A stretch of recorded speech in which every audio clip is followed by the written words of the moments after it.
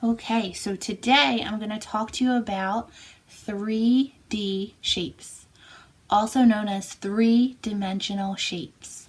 So, three-dimensional is different than the shapes we've learned last week because the shapes last week are shapes that are flat. So I'm going to show you this piece of paper.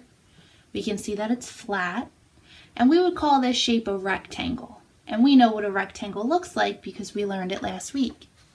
3D shapes are shapes that are not flat.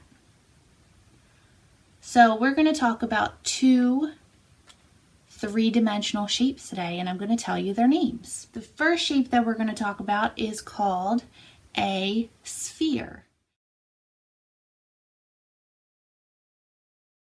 And this is an example of a sphere.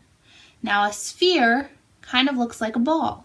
So if you have a basketball, a baseball, a soccer ball at your house, you have a sphere in your house. So we call this a sphere. Now I'm going to go see if I can find some different examples of spheres around my house. I found a grapefruit in my house, which is also a sphere. I found another sphere in my house. It's another one of Stella's balls. I found a couple basketballs, which are also spheres. The other shape I'm going to talk to you about is called a cube.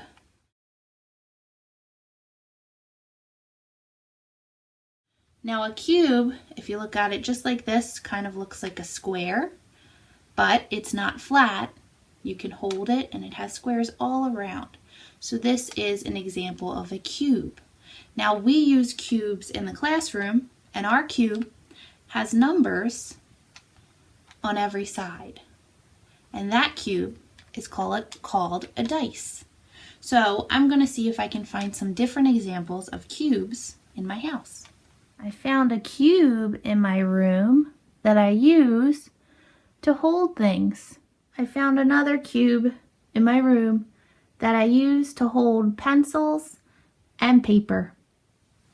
Now I would like you to go on a little scavenger hunt around your house and see if you can find any spheres or any cubes, and see how many spheres and cubes you find.